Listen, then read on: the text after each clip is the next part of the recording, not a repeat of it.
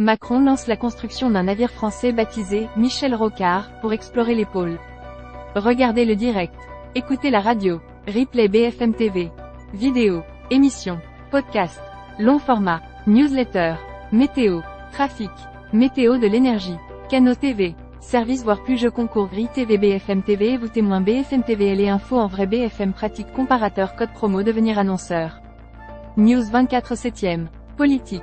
Police justice. International. Société. Économie. Crypto. Tech éco. Auto. Santé.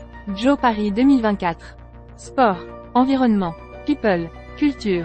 Science. Voyage. Food. Animaux. Loto. BFM Business. BFM Région. BFM Bourse. Tech Esperlueco. Iconic Business.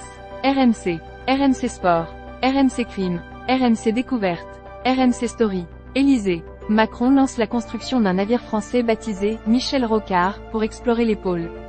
Partagez. Twitter. WhatsApp. LinkedIn. Mail. Messenger.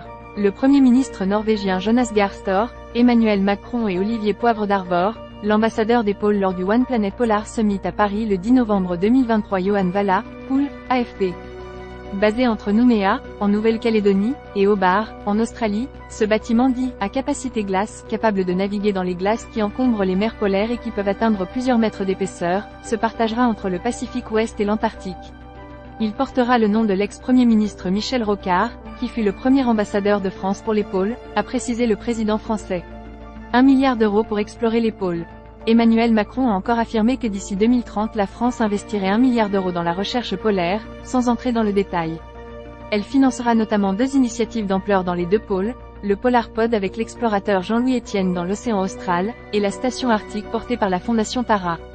La France reconstruira dès 2026 sa station Dumont-d'Urville sur la péninsule antarctique et s'emploiera à la rénovation de la station franco-italienne Concordia, en tenant le cap des meilleurs standards environnementaux, a encore dit le chef de l'État, ajoutant que Paris participerait en lien étroit avec ses partenaires européens à un grand projet de recherche en Antarctique Est, où les connaissances sont encore limitées.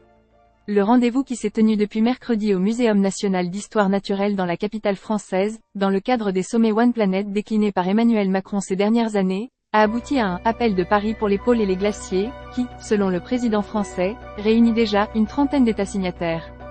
L'effondrement des surfaces gelées, un défi civilisationnel. Parmi eux, plusieurs pays européens mais aussi l'Inde, Singapour, la Corée du Sud.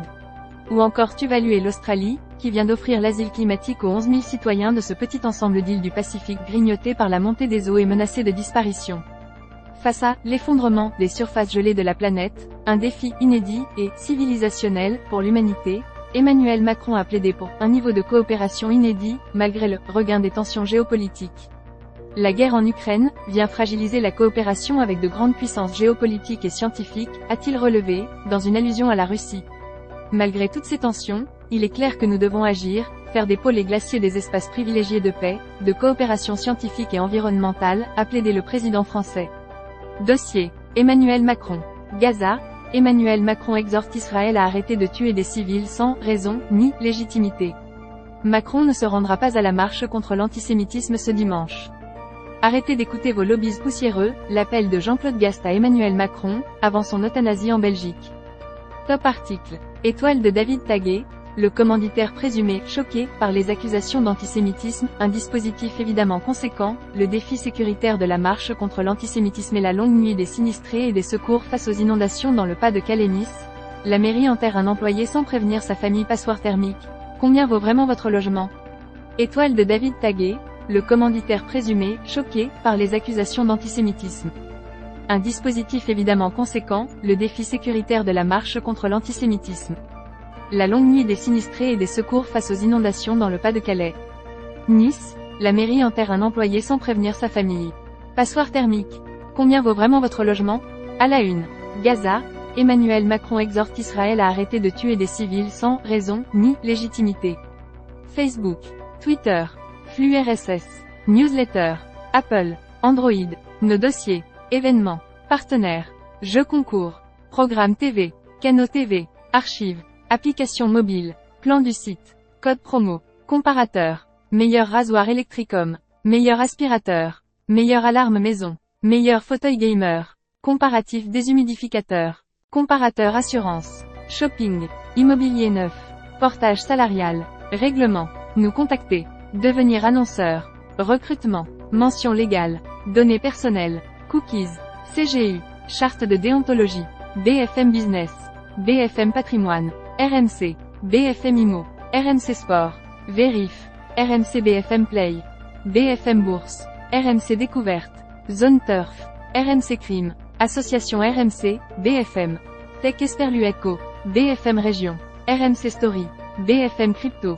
Copyright 2006 à 2023 bfmtv.com. Tout droit réservé. Site édité par Next Interactive.